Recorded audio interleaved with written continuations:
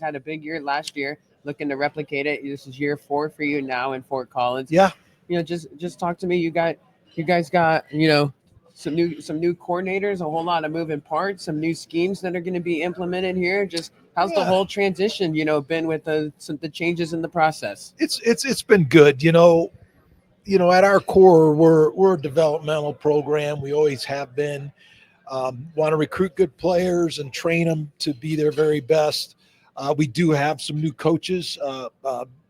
About half of our coaches are new. Our whole new defensive staff, a lot of new defensive assistants, and we got a lot of new defensive players. We had some really good players graduate last year that were seniors, and we're trying to replace those guys with some guys that we've brought in. So we had 29 transfer players that we've brought in. We've got another 20 high school kids that have come in. And so, we're a lot like a lot of teams across America that are, we're going to take those new players and try to merge them together into a team. And so that's our challenge, and we're excited to get started with that. Well, you got a Brayden Fowler-Nicolosi back at quarterback, which I feel like in today's just today's game, you'll always take an experienced guy and an upperclassman that's got tons of reps now. Just what's been the biggest progression for him now as he's kind of in like it's year 3 in the program, but several starts now, under you guys now. Yeah, we're really excited about Brayden. I've been a head coach 9 years now. He's probably the player we've invested the most in over our tenure. He started as a freshman. And we went through the growing pains and the inexperienced games with him. And now, now's the payoff. As his third year as a starter, he's got a chance to break a lot of the school records and passing yards and touchdowns. But the most important one is wins. Bradley Van Pelt had 23 wins as a Ram starting quarterback. Moses Moreno had 21.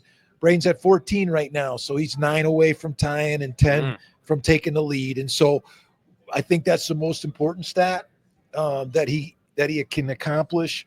And we're going to try to help him get that.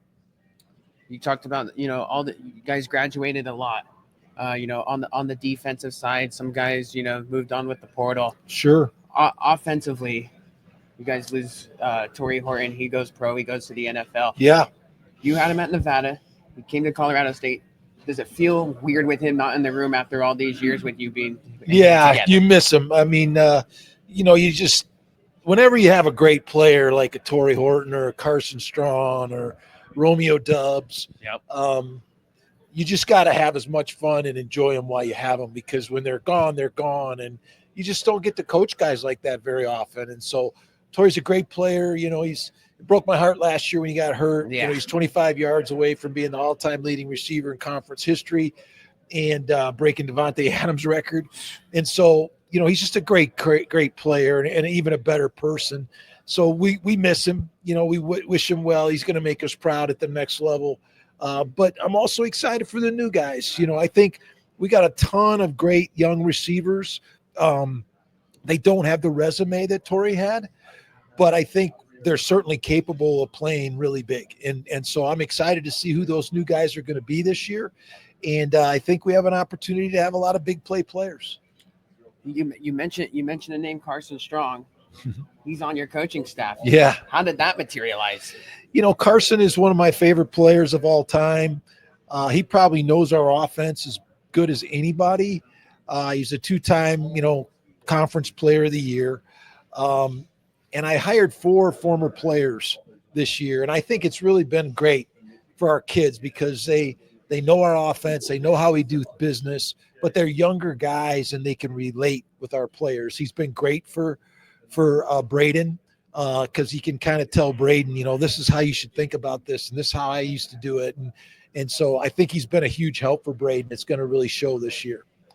Last year of the Mountain West as we know it. Right. So we're going to have a bunch of changes. You guys are going to be departing the league, just as far from the way I think it just personally stinks from a rivalry aspect. You guys got this great rivalry in the border war with Wyoming. Mm-hmm. This could potentially be, the last time we played this game for you guys for the long-term future. Just Talk to me about the significance of the rivalry. Do you want to try to potentially? I know it's out of your hands, but Yeah, would you like to potentially renew that marriage yeah. potentially for just the sake of the game and so much history behind it? There's no question, and you're spot on. There's a lot of history over 100 years of playing that game. Um, we're in such close proximity. We're only 60 miles apart from Laramie.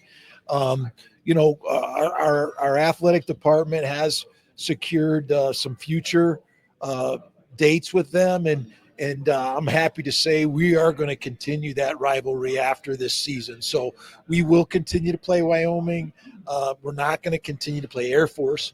But it's I think it's important that we maintain some of those traditional games that I'm we've with always you. had. And I'm a traditionalist. I love that, and I'm excited that we're going to keep that rivalry intact. One more for you on the way out. You don't play them this year, but who knows? You could play them in the Mountain West Championship game. The San Jose Sure. State Spartans. Just from you playing them last year, that scheme's tough to play against. You got the best of them, last season in your building.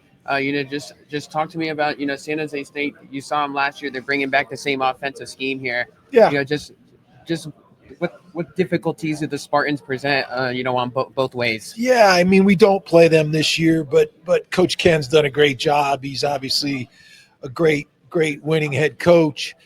Brings that pedigree to San Jose. They did a nice job last year. It's a great conference. It really is. It's one of the things. It's my 9th year in the league.